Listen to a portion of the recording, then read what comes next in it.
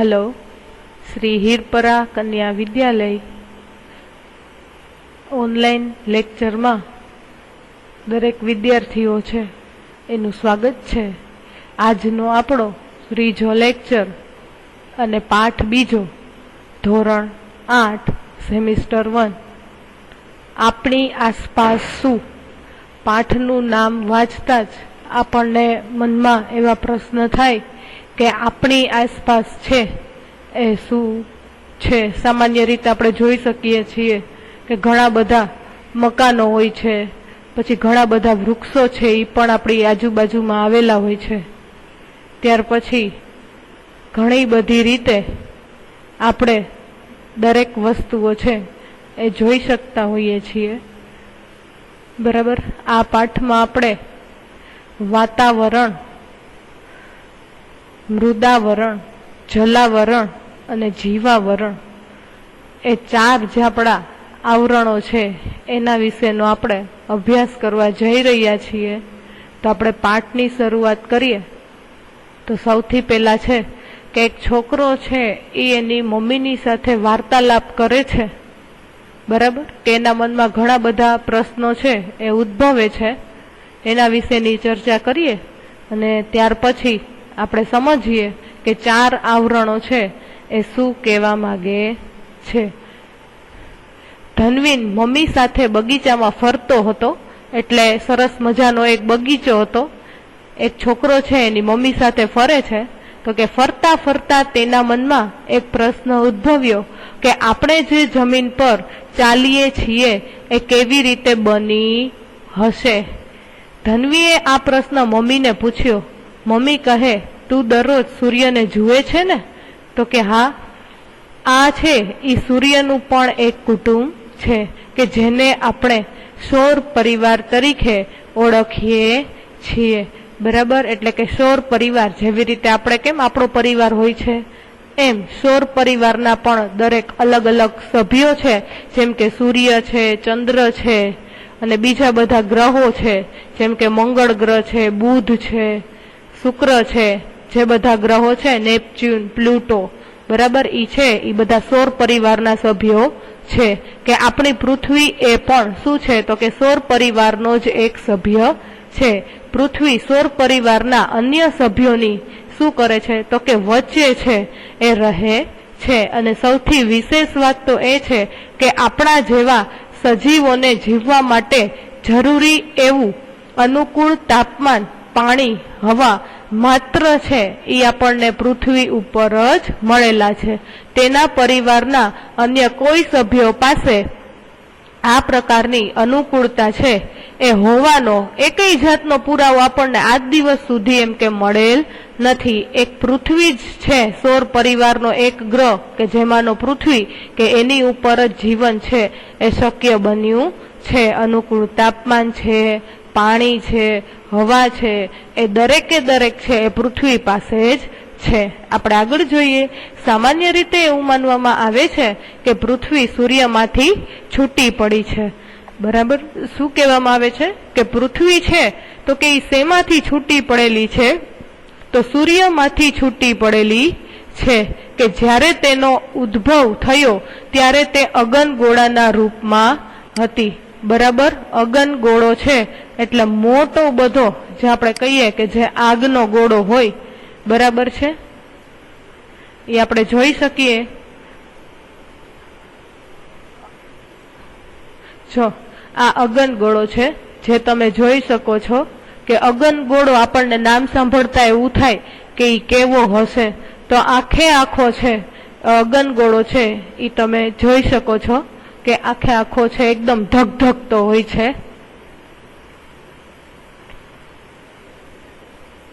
અગનગોળાના રૂપમાં હતી। આ અગનગોળો ધીમે ધીમે છે એ શું થયું, એકદમ ગરમા ગરમ હતો કે જે ધીમે ધીમે છે એ ઠંડો પડવા લાગ્યો અને તેના કેટલાક તત્વો છે એ પહેલા આપણને પ્રવાહી સ્વરૂપમાં અને ત્યારબાદ છે એ આપણને ઘન સ્વરૂપમાં છે એ રૂપાંતર પામ્યા। આ પ્રક્રિયા દરમિયાન જે તત્વોનું ઘન સ્વરૂપમાં રૂપાંતર થયું તેને આપણે મૃદાવરણ તરીકે ઓળખીએ છીએ, બરાબર।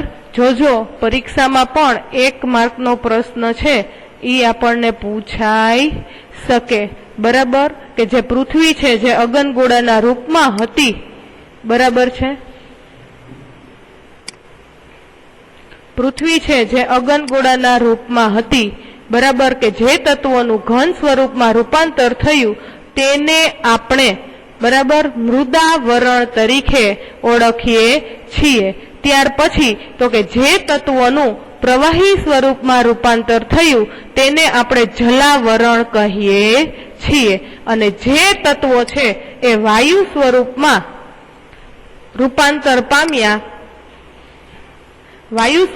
રૂપાંતર પામ્યા તેને આપણે વાતાવરણ તરીકે ઓળખીએ છીએ। વળી રહેવા માટે છે એ કઠણ સપાટી, પીવા માટે પાણી અને શ્વાસ લેવા માટે છે એ હવા મળી રહેતા પૃથ્વી પર સજીવ સૃષ્ટિ છે એ શું થયું તો કે વિકાસ પામી, તો કે જેને આપણે જીવાવરણ તરીકે ઓળખીએ છીએ। આમ પૃથ્વી પર 4 આવરણો છે એ અસ્તિત્વમાં આવ્યા છે, બરાબર છે। એ આપણે જોઈએ નીચેના કોષ્ટક દ્વારા આપણે જોઈ શકીએ છીએ। ચાલો આપણે જોઈએ, બરાબર, આપણે 4 આવરણો છે એ આપણે જોઈ શકીએ છીએ કોષ્ટક દ્વારા। 4 આવરણો છે। સૌથી પહેલા છે વાતાવરણ છે, પછી જલાવરણ છે, જો અહીં જીવાવરણ આપેલું છે અને અહીં મૃદાવરણ છે। હવે આ 4 આવરણો જે આપેલા છે એમાંથી આપણે હવે 4 આવરણોની વિસ્તૃત માહિતી મેળવશું। જો આ પણ તમે જોઈ શકો છો કે વાતાવરણ છે તો એમાં શું આવેલું છે, જલાવરણ છે તો એમાં પણ જો શું આવેલું છે, બરાબર, પાઠ્યપુસ્તકમાં આ કોષ્ટક આપેલું છે, તો જેથી કરી દરેક વિદ્યાર્થીઓ જ્યારે આ પાઠ સમજો ત્યારે પાઠ્યપુસ્તક પણ સાથે રાખો કે જેથી કરીને તમને લોકોને ખ્યાલ આવી જાય।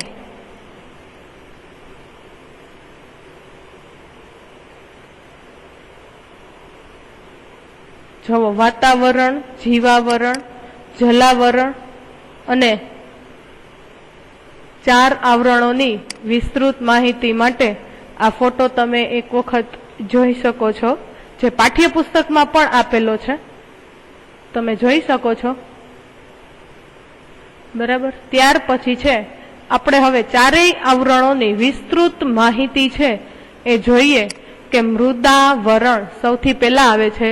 મૃદાવરણ આપણે પૃથ્વીના જે ભાગ ઉપર વસવાટ કરીએ છીએ તે ભાગ છે એ મૃદાવરણ તરીકે ઓળખાય છે, બરાબર। તમે સમજી શકો છો કે આપણે છે એ જે ભાગ ઉપર વસવાટ કરીએ છીએ તેને આપણે, બરાબર, મૃદાવરણ તરીકે ઓળખીએ છીએ। ત્યાર પછી છે કે મૃદ એટલે માટી અને આવરણ એટલે એનું પડ, કે પૃથ્વીનો ઉપરનો પોપડો માટી અને ખડકો જેવા છે એ શેનો તો કે ઘન પદાર્થોનો બનેલો છે, તેથી તે ઘનાવરણ કે, બરાબર, જો ખાસ ધ્યાન આપજો, ઘનાવરણ કે શિલાવરણ તરીકે પણ ઓળખાય છે। પરીક્ષામાં કોક વખત તમને મૃદાવરણની જગ્યાએ ઘનાવરણ અને શિલાવરણ પણ તમને પૂછાઈ શકે, બરાબર, કે ઘનાવરણ કોને કહેવામાં આવે છે અને શિલાવરણ છે એ કોને કહેવામાં આવે છે, બરાબર છે, તો એ મૃદાવરણ તરીકે જ આપણે એને ઓળખીએ છીએ। કોક વખત એવું થઈ જાય કે પ્રશ્ન છે એ આડાવડો પૂછાઈ જાય કે શિલાવરણ એટલે શું, તો એ જે મૃદાવરણ છે કે આપણે જે પૃથ્વીના જે ભાગ ઉપર વસવાટ કરીએ છીએ તેને આપણે મૃદાવરણ તરીકે ઓળખીએ છીએ। આ આવરણ પૃથ્વીની સપાટીનો આશરે 29% જેટલો ભાગ છે એ રોકે છે અને આ પોપડો છે એ આશરે 64 થી 100 કિમી જેટલી એની શું ધરાવે છે તો કે એટલી એની જાડાઈ ધરાવે છે। તે બધે એક સરખી જાડાઈ પણ ધરાવતો નથી। જો ખાસ ધ્યાન રાખજો કે 64 થી 100 કિમી જેટલી જાડાઈ ધરાવે છે પણ દરેક જગ્યાએથી એ પોતે એક સરખી છે એ જાડાઈ ધરાવતો નથી। શું કહે છે આપણે જોઈએ કે વળી અંદર કે બહાર એક સરખો આકાર પણ ઈ ધરાવતો નથી. તે લગભગ માટી અને ખડક જેવા દ્રવ્યોનો છે એ શું છે બનેલો હોય છે. આ ભાગ પર જ નાના મોટા પર્વતો છે, ઉચ્ચ પ્રદેશો છે, મેદાનો છે વગેરે છે ઈ આવેલા છે. બરાબર, આપણે ઘણી વખત છે એ આપણે પર્વત જોઈ છે તો આપણને દૂરથી એવું લાગે છે કે ખૂબ ઊંચો છે. બરાબર, આપણે જોઈએ છીએ દૂરથી તો આપણે જોઈએ કે એની નીચેથી બધી બાજુથી જોઈએ તો એની એક સરખી જાડાઈ પણ હોતી નથી અને એક સરખો એનો આકાર પણ હોતો નથી. પછી મેદાન પ્રદેશો આવેલા હોય તો એમાં પણ ઈ જ રીતે કે એક સરખો એનો આકાર હોતો નથી અને એક સરખી એની જાડાઈ હોતી નથી. વળી સપાટીથી શરૂ કરી અને આપણે જેમ જેમ ઊંડે જતા જઈએ તેમ તેમ એના તાપમાનમાં શું થઈ જાય છે તો કે વધારો થતો જાય છે. પૃથ્વીના પેટાળમાં રહેલા ખડકોના પીગળેલા રસને છે એ શું કહેવામાં આવે છે તો કે પૃથ્વીના પેટાળમાં રહેલા ખડકોના પીગળેલા રસને મેઘમાં કહેવામાં આવે છે કે જેને આપણે ભૂરસ પણ કહીએ છીએ. પૃથ્વીની અંદર કેટલાક વાયુઓ રહેલા હોય છે જે ગરમ થતા ઉપરની તરફ દબાણ કરી અને બહાર નીકળવાનો શું કરે છે પ્રયત્ન કરે છે. પરંતુ ઉપર આવેલા ખડકોનું દબાણ પણ એટલું જ વધારે હોય છે. આમ ગરમી અને દબાણ જેવા બળો એ એકબીજાને સંતુલિત રાખવામાં શું થાય છે મદદરૂપ થાય છે. એટલે જ તો પૃથ્વીનો આ પોપડો છે એ શું થાય છે તો કે ફાટી જતો નથી. જ્યાં આ સમતુલા જળવાતી નથી ત્યાં પોપડો ફાટતા છે શું થાય છે તો કે જ્વાળામુખી છે એ ફાટી નીકળે છે. બરાબર, સમતુલન જળવાય છે ત્યાં સુધી કઈ વાંધો આવતો નથી અને જ્યારે છે સમતુલન જળવાતું નથી ત્યારે શું થાય છે કે એનો જે પોપડો છે એ ફાટી જાય છે અને એની અંદરથી જ્વાળામુખી છે એ ફાટી નીકળતું હોય છે. આ મૃદાવરણ આપણે કઈ રીતે ઉપયોગી થાય? જો મૃદાવરણ ન હોય તો આપણું ઘર આપણે શાના પર બાંધી શકીએ? પીવાનું પાણી કે ખોરાક માટે ખેતી, ઉદ્યોગ ધંધા માટે જરૂરી ખનિજો કે પછી જંગલો કે મૃદાવરણ વગર કઈ રીતે શક્ય બને? બરાબર, એટલે જો મૃદાવરણ ન હોય તો માનવીનું જે અસ્તિત્વ છે એ પણ છે એ હોઈ શકે નહીં. માટે મૃદાવરણ પણ એટલું જ આપણને ઉપયોગી થાય છે અને મૃદાવરણ છે એ એના દ્વારા જ એ દરેક વસ્તુ છે જે આપણે આગળ સમજ્યા એ બધું શક્ય બન્યું છે.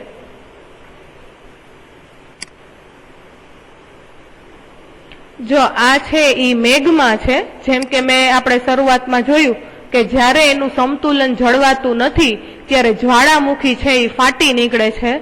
તો તમે જોઈ શકો છો જ્વાળામુખી કઈ રીતે ફાટે છે અને ત્યાર પછી છે એ કઈ રીતે અંદરથી એનો જે મેઘમાં એટલે કે એનો ભૂરસ છે એ બારે આવે છે અને બધી જેના પહાડો હોય છે એની ઉપર પથરાઈ જાય છે, જે તમે સ્ક્રીન ઉપર જોઈ શકો છો.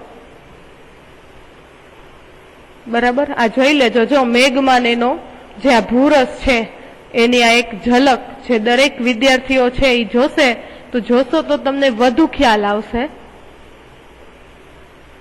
ત્યાર પછીનું છે જલાવરણ. ચાલ તને હું જલાવરણ વિશે જણાવું. બરાબર, અત્યારે આપણે છે એ મૃદાવરણ સમજ્યા, ત્યાર પછી આવે છે જલાવરણ. તો કે પૃથ્વીની સપાટીનો નીચાણ વાળો જે ભાગ છે એ પાણીથી ઘેરાયેલો છે કે જે જલાવરણ તરીકે ઓળખાય છે. જો શું કે છે કે પૃથ્વીની સપાટીનો નીચાણ વાળો જે ભાગ છે એ પાણીથી ઘેરાયેલો છે જે જલાવરણ તરીકે ઓળખાય છે. પૃથ્વીની સપાટી પર ભૂમિ વિસ્તાર કરતા પાણીનો જે વિસ્તાર છે, જો શું કે છે કે પૃથ્વી સપાટી પર ભૂમિ વિસ્તાર કરતા પાણીના વિસ્તારનું પ્રમાણ છે એ કેટલું છે તો કે વધારે છે. શું કે છે કે જલાવરણ આશરે કેટલું તો કે 71% ભાગ છે એ રોકે છે. પરીક્ષામાં તમને પ્રશ્ન પૂછાઈ શકે કે જલાવરણ છે એ કેટલા ટકા ભાગ રોકે છે, તો એનો જવાબ આવશે કે 71% ભાગ છે એ રોકે છે. જલાવરણમાં વિશાળ જળ ભંડાર ધરાવતા ભાગો એટલે કે મહાસાગરો કે કે જે પેસિફિક, એટલાન્ટિક, હિન્દ મહાસાગર, આર્કેટિક મહાસાગર તરીકે છે એ આપણે ઓળખાય છે કે બધા મહાસાગરો છે એ એકબીજાની સાથે શું છે તો કે એકબીજાની સાથે જોડાયેલા છે. ભૂમિ વિસ્તારો પાસે આવેલા સ્થાનિક જળ વિસ્તારો એટલે કે સમુદ્ર છે, ઉપસાગર છે, અખાત છે, સામુદ્ર ધુનીઓ છે એના નામે ઓળખાતા હોય છે. પૃથ્વી પરના મહાસાગરો ખૂબ જ વિશાળ અને ખૂબ જ ઊંડા હોય છે. કેટલીક જગ્યાએ તો 10 થી 11 કિમી જેટલી ઊંડી ખાઈઓ પણ આવેલી હોય છે. બરાબર. ઘણી વખત આપણે ફરવા માટે જો બહારગામ જતા હોઈએ તો ઘણી બધી વખત એવી ખાઈઓ પણ આવતી હોય છે. બરાબર છે કે જે તમે જોઈ શકતા હોય, જેમ કે તમે લોકો અમરનાથની જાત્રા ઉપર જતા હોય અને ત્યાંથી તમારે ઉપર છે એ જે ચડવાનું થાય છે જ્યાં મંદિર સુધી, તો ત્યાં રસ્તામાં ઘણી બધી ખાઈઓ છે એ આવેલી હોય છે. જે ગયેલા હશે એનો પૂરતો ખ્યાલ છે એ એમને હશે.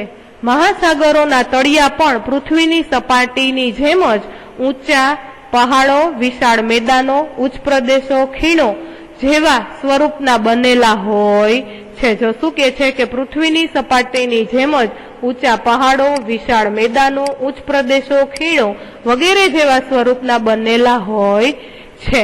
બરાબર. ત્યાર પછી આપણે જોઈએ કે ઓલો જે ધનુ છે એ એની મમ્મીની સાથે વાત કરે છે કે સમુદ્રમાં કેટલું પાણી હશે કે તે તો ખારું હોય છે ને, તે આપણને છે એ કઈ રીતે ઉપયોગી થાય છે. તો હવે એના વિશેની આપણે વાત કરીએ કે હા, પૃથ્વી પરના પાણીના જથ્થામાં જે 97% જે ભાગ છે, બરાબર, એ પાણી છે એ સમુદ્રમાં આવેલું છે અને બાકીનું જે પાણી રહે છે, બરાબર, આશરે પોણા ભાગનું એટલે કે બંને ધ્રુવો છે, બરાબર, એટલે કે હિમાલય અને બીજા ઉચ્ચ પર્વતો છે, ઊંચા જે પર્વતો આવેલા હોય છે એટલે કે જે બરફના રૂપમાં છે એ રહેલા હોય છે. અને બાકીનું પાણી છે એ પૈકી કેટલુંક સરોવરોમાં, કેટલુંક નદીઓમાં આપણે જોઈ શકીએ છીએ, કેટલુંક સરોવરોમાં, કેટલુંક નદીઓમાં અને કેટલુંક પાણી છે એ પૃથ્વીના પેટાળમાં છે એ સંગ્રહાયેલું છે. એટલે કે પીવા લાયક પાણી છે એ ખૂબ જ ઓછું છે. અને આ મીઠું પાણી છે એ આપણને શું મળેલ છે તો કે જલાવરણની આપણને ભેટ મળેલી છે. શું તો કે મીઠું પાણી છે તે. બરાબર. પરીક્ષામાં તમને 1 માર્કમાં પ્રશ્ન પણ પૂછાઈ શકે કે જલાવરણની ભેટ શું મળેલી છે. બરાબર. તો કે પીવા લાયક પાણી જે ખૂબ ઓછું છે અને એ પાણી કેવું છે તો કે એ પાણી મીઠું છે. તો કે સજીવોને જીવવા માટે મીઠા પાણીની જરૂર છે અને આ મીઠા પાણીનો મુખ્ય સ્ત્રોત છે, મુખ્ય આધારરૂપ એનો જે સ્ત્રોત છે તો એ શું થઈ જાય છે તો કે વરસાદ. બરાબર. તો કે વરસાદ છે, બરાબર, વરસાદ એટલે કે ભેજ છે જે સમુદ્રોમાંથી જ જે આવે છે અને સમુદ્રોમાંથી જ મૂલ્યવાન રસાયણો, ખનીજો, મીઠું, માછલા મળી આવે છે. જેમ ધરતી પર સજીવ સૃષ્ટિનું અસ્તિત્વ છે તેવી જ રીતે સમુદ્રોમાં પણ સજીવ સૃષ્ટિ આવેલી છે. મહાસાગરોના મોજા, બરાબર, એના પ્રવાહો, પછી એમાં જે ભરતી આવે છે તે, એમાં પ્રચંડ શક્તિને નાથી અને આપણે વિદ્યુત શક્તિ પણ મેળવી શકાય છે. આ સિવાય તે જળમાર્ગ તરીકે પણ ઉપયોગી છે. ત્યાર પછીનું આપણે જોઈએ વાતાવરણ.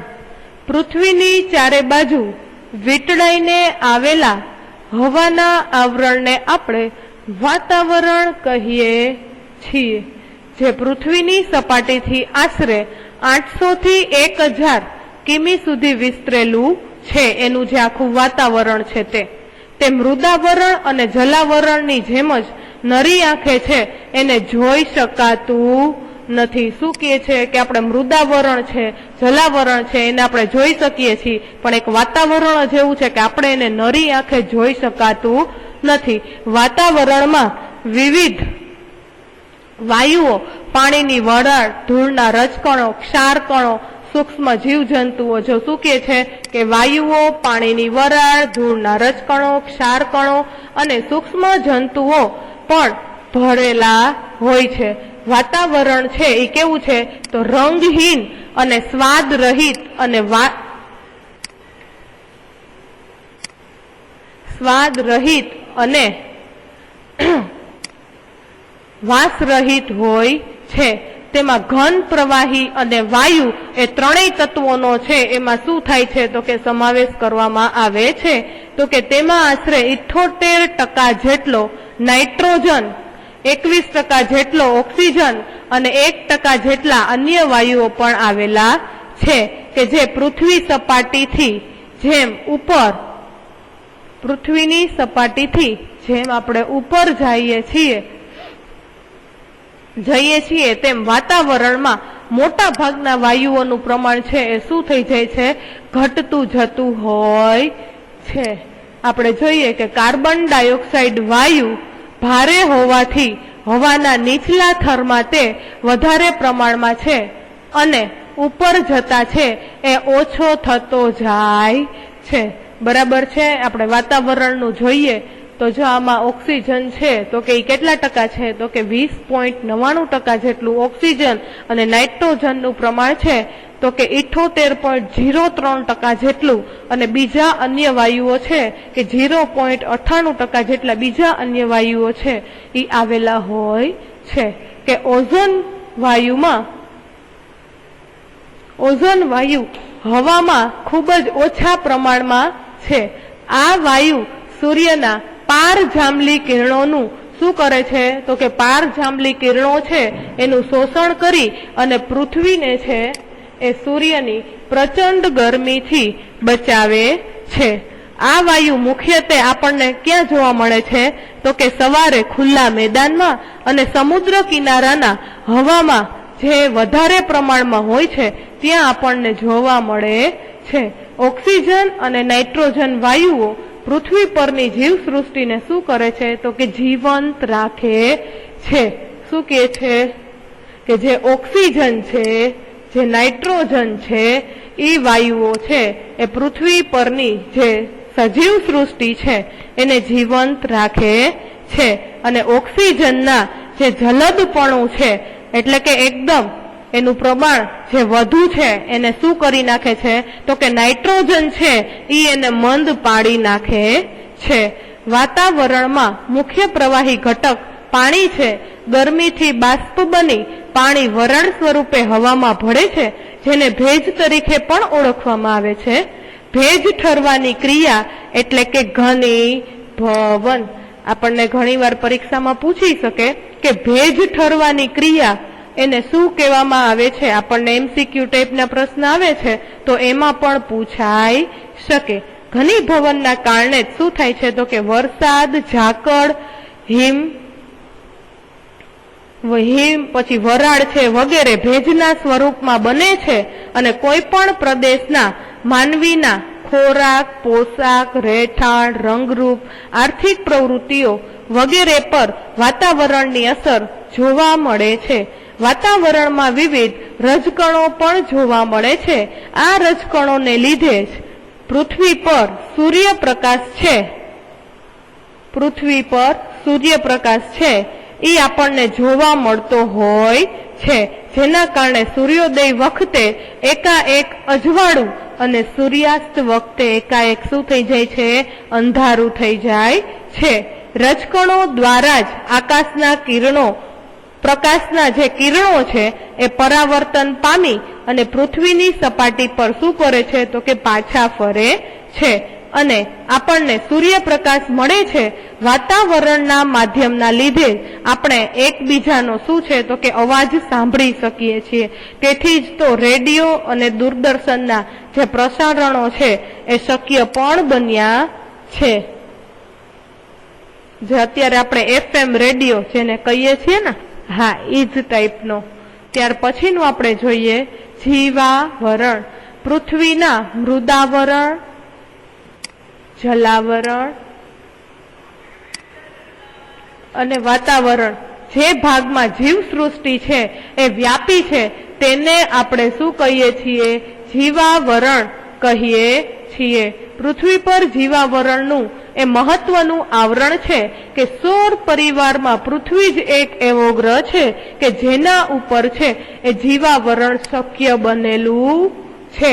પૃથ્વી પરની જીવસૃષ્ટિમાં વનસ્પતિ, પ્રાણીઓ, સજીવ, જીવજંતુઓ અને માનવીઓનો સમાવેશ થાય છે. આપણે સૌ ખોરાક અને બીજી ઘણી બધી ચીજ વસ્તુઓ છે એ જીવાવરણમાંથી જ આપણે શું કરીએ છીએ? પ્રાપ્ત કરી શકીએ છીએ. વનસ્પતિ અને પ્રાણીઓ વિના આપણે જીવી શકીએ નહીં. આપણા અસ્તિત્વનો અને નિર્વાહનો આધાર જીવાવરણ પણ છે કે જેને બે વિભાગમાં વહેંચવામાં આવે છે. એક આપણે કહેશું અજૈવિક અને બીજું છે ઈ જૈવિક. એમાંનું સૌથી પહેલું છે અજૈવિક. એના વિશે આપણે જોઈએ કે અજૈવિક છે એ વિભાગમાં મૃદાવરણ, જલાવરણ અને વાતાવરણનો અભ્યાસ કરવામાં આવે છે અને જ્યારે જૈવિક છે એમાં વનસ્પતિ, પ્રાણીઓ અને સૂક્ષ્મ જીવાણુઓનો અભ્યાસ કરવામાં આવતો હોય છે. બરાબર, પરીક્ષામાં તમને પૂછાઈ શકે કે જૈવિક કોને કહેવાય અને અજૈવિક કોને કહેવાય. માણસ છે એ પોતાના કાર્યોથી પૃથ્વીને ખરાબ કરે છે અને આવરણોને છે એ કઈ નુકસાન થાય ખરું? એવો છે એ ઓલો ધ્વનિલ છે એ એના મમ્મીને પ્રશ્ન કરે છે. બરાબર, આપણે જોઈ શકીએ છીએ. બરાબર, જો આ પર્યાવરણના ઘટકો છે, જો છે આ જૈવિક છે અને આ અજૈવિક છે. બરાબર, આપણે જોઈ શકો છો આ પ્રાકૃતિક છે, આ માનવ નિર્મિત છે. બરાબર, પછી જો માનવ છે એ બધું દોરેલું છે જે તમે ટેક્સ્ટ બુકમાં છે એ તમે લોકો જોઈ શકશો અને સ્ક્રીન પણ તમે જોઈ શકો છો.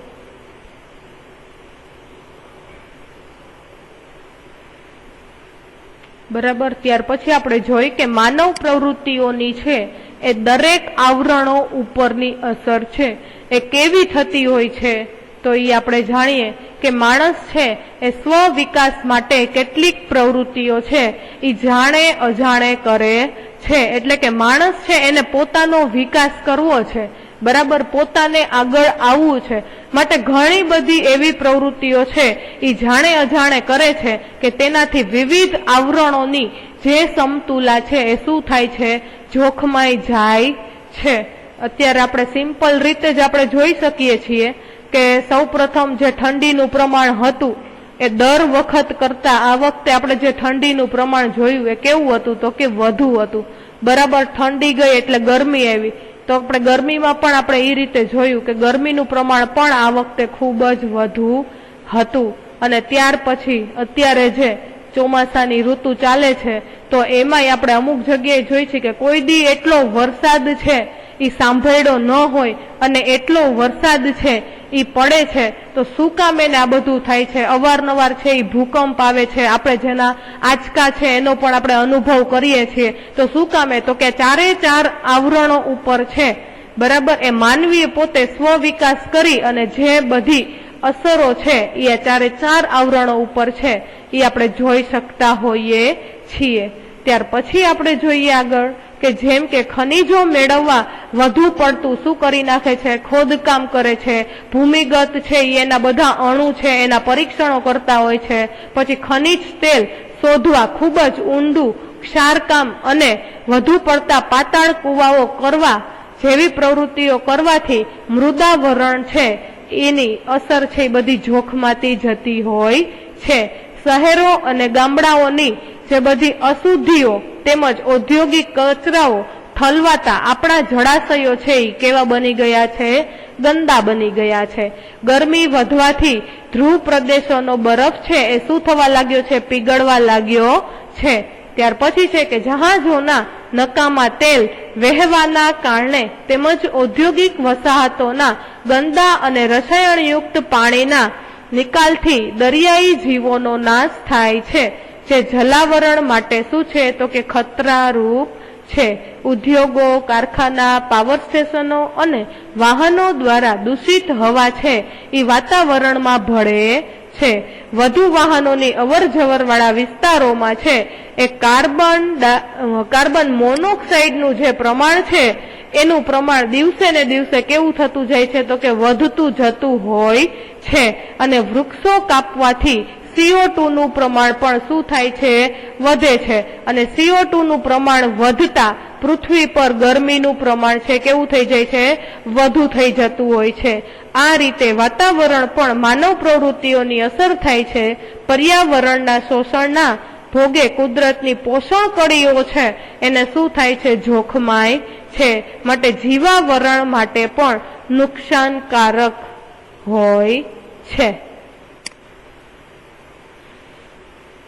ત્યાર પછીના આ જે સ્વાધ્યાયના પ્રશ્ન જવાબ છે જે તમે લોકોએ જે 200 પેજનો ચોપડો છે જે બનાવ્યો છે એમાં તમારે આ પ્રશ્ન જવાબ છે ખાલી જગ્યા છે પછી ખાસ કરીને જો આ ત્રીજો પ્રશ્ન જે આપેલો છે બરાબર કે નીચેના શબ્દોના અર્થ સમજાવો એટલે એમાં તમે છે ને દરેકની વ્યાખ્યા લખજો કે જેથી કરીને છે ને તમે ઈ સરળતાથી સમજી પણ શકશો અને પાઠમાં આપણે ચારેય આવરણો છે એની જે સમજૂતી આપેલી છે પરીક્ષામાં જો વ્યાખ્યાના રૂપમાં પૂછાય તો તમે એનો સરસ રીતના જવાબ આપી શકો અને આ પ્રશ્ન જે 5મો આપેલો છે કે નીચે તમારા જીવન સાથે શું સંબંધ છે તો કે એમાં 5 જ વસ્તુ આપેલી છે પર્વતો છે ખેતરો છે નદીઓ છે જળાશયો છે જંગલ તો એના વિશેનું એક એક વાક્ય તમે લખજો હો તમારા પાકી બુકનો જે આપણે ચોપડો બનાવેલો છે 200 પેજનો બનાવેલો છે એમાં તમારે લખવાનું રહેશે અને જ્યારે પણ લખો ત્યારે છે ને એકદમ શાંતિથી લખજો કે જેથી કરીને તમે સમજતા પણ જાઓ અને સાથે સાથે લખો તો પરીક્ષા વખતે એટલું તમને ઓછું છે એટલું બર્ડન રહે અને લેસન કરવું બધાએ આ કમ્પલસરી છે બીજું વધારાનું તો કાંઈ અમે આપતા પણ નથી પણ આટલું જે આ પ્રશ્ન જવાબ ને ઈ છે ઈ તમારે પાકા ચોપડામાં જ લખવાનું છે બધાય સરસ રીતે આ પાઠ સમજ્યા અને દરેક લોકો છે દરેક વિદ્યાર્થી બહેનો એ પોતે પોતાની જાતે આ મેં તો એક વખત સમજાવી દીધો છે તેમ છતાં પણ એકવાર પોતાની જાતે જ આ પાઠ છે એક વખત સમજ્યા પછી જો તમે વાંચી લેશો ને તો તમને ઘણો બધો ખ્યાલ પણ આવી જશે ત્યાં સુધી દરેક ઘરે રહેજો આવી રીતે અમે ઓડિયો બનાવીને મોકલીએ છીએ સરસ રીતે સમજો કરો અને શાંતિથી રહેજો અને ખાસ કરીને તમારા ઘરે રહીને તમારા મમ્મી પપ્પાને પણ મદદરૂપ થજો જે કાંઈ પણ કામ કહે તો એ સરસ રીતે કરજો કે જેથી કરીને તમને લેસન કરવાનો યોગ્ય ટાઈમ પણ કામ કરી લ્યો ત્યાર પછી તમને મળી શકે ત્યાર સુધી ઘરે રહો સુરક્ષિત રહો અને સેફ રહો